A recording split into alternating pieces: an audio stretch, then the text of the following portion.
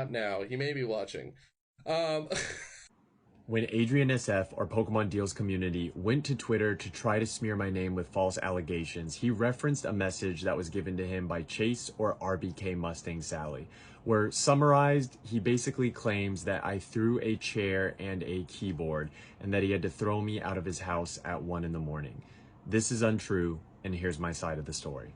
He claims I stayed at his house for 4 to 5 days. I was there for not even a day and a half. Because of this person's behavior, and I wanted to make a video on it back in April when this happened, but I decided to let it go. Now because this guy has something against me or doesn't like me, wants to pile on to the Adrien stuff to just make my life worse. This is again behavior that is reflective of the reason why I no longer wanted to be friends with him. I'm just going to recount my side of the story. I don't want to sway anyone in any particular direction. You can take all this information, synthesize it, and come to your own conclusion. It is interesting how some people were able to see how fishy it all smelt. It doesn't make sense why a friend staying over would all of a sudden say, I want to fight you in the middle of the night for no real good reason. What happened before that, I wonder? Exactly. Context is definitely needed here. He keeps mentioning how you screwed him over / lied about something, but you haven't cleared what he was referring to. These messages obviously tell that it wasn't just some random act of lashing out that you originally made it seem like. Exactly. I'm here to provide that context, and to do that, we have to take it back to where it all started. So a partnered streamer friend of mine sends me this. So there's people in RBKMustangSally's Twitch saying this. I wish I could show you what he said, but his VODs were recently cleared off of Twitch, and that's also why my partnered Twitch streamer friend would like to remain anonymous, because RBK got banned off of Twitch for sending hate raids and harassing people and doxing people that he had disputes with in the Pokemon Twitch community. He doxed someone from Legacy League and was harassing members from that community. And he also brought this harassing behavior to TikTok at some point, where he tried to attack the Collector's Paradise. He makes good content, and if he wants to speak on RBKMustangSally's character or behavior, you can talk to the Collector's Paradise. There were also other people on TikTok that he would target, but that was just the one I remember the most. Luckily, someone from RBKMustangSally's own stream sent me this.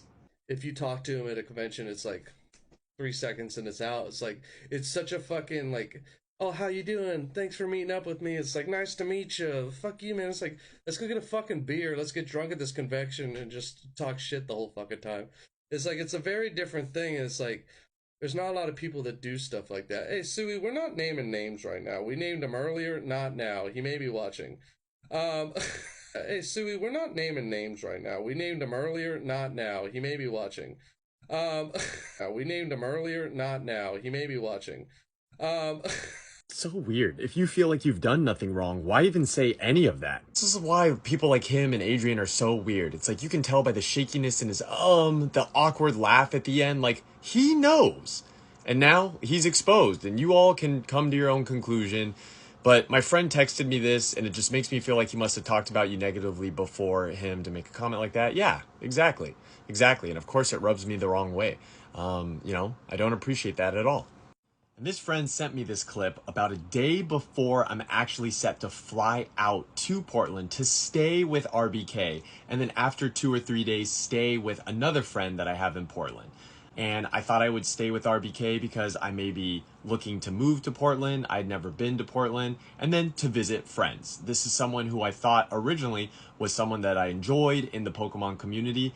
And we'd gotten along in the past. And he used to be from the Bay Area. He had since moved to Portland. And I was trying to see what the scene was about. Or ultimately what living there would be like. Now here's all the context RBK leaves out. As I am literally flying to Portland, I don't know if I'm going to bring this up to RBK. I ultimately decide to the night that I'm there, or that first night that I land. I'm just like, why do I even have to think about this with a friend?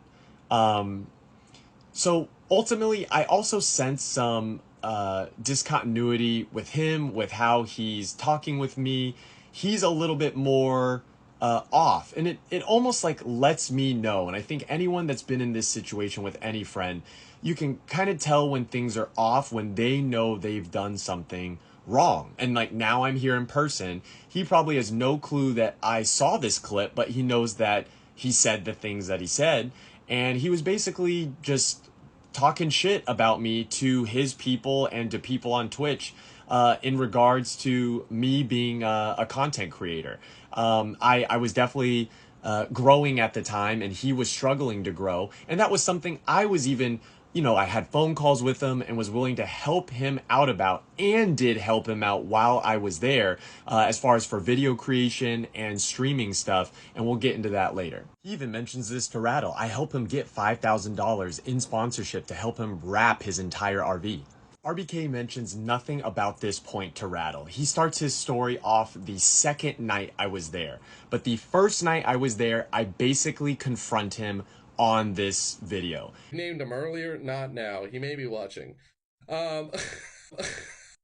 Does this in a way that's also unprompted, and just people are talking about Collecticon influencers or content creators in general, and he says like, I don't spend enough time with him, or it's so weird because it's just unprompted insults, and I take great offense to it because literally the last Collecticon I spent more than 50% of my time after the con, like instead of being at trade nights, going with him to an after party that Nick from Canna Beast was hosting, and walking with him there, walking with him back, as other people that I could be hanging out with are coming and going, the whole time.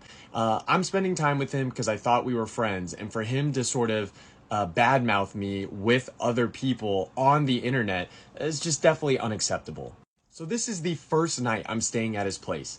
I basically show him the clip. I'm like, hey man, what's this? He instantly knows that he is in the wrong. His voice starts to quiver and shake a little bit. And I'm like, dude, I don't appreciate this, but I don't even approach it from an aggro standpoint. If anything, like I was, tearing up. I was, getting emotional as one would, because you just don't expect people that you think are your friends to do this. Certainly not behind your back. And this has been a sort of key thread in all of RBK's behaviors and how he views content creators, and speaks to his own insecurities. He brings up how he's been insecure about creating content and why he can't grow on TikTok, and that's why he said what he said. He kind of gives this halfway apology, but basically I'm trying to move towards a positive resolution, because I'm like, well, now I'm staying at his place. I could leave and go to my other friends, but like,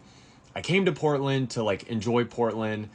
If we can move towards something positive, let's do that. But he never even really fully apologizes, and that does irk me. But I say to him, I'm like, dude, I'm willing to let this go. I won't hold resentment towards you. I mean that sincerely. If you just, don't do this again. Like, if we're friends, be my friend. And if we're not, then just say that. But don't be two-faced. And then, as you can probably expect, not even 24 hours later, he does it again. And it just speaks to who he is as a person. You would think we just had this discussion. This is like, you felt the guilt, like, just don't do this again. And he couldn't even last 24 hours. But based on his behavior that you see on Twitter and how he's trying to smear my name, I think it just ultimately speaks to his character. Now we'll go to part 2, where now you have some previous context and we can kind of break down what he says to Rattle and where he tries to, switch things and embellish and alter the truth. You may be watching.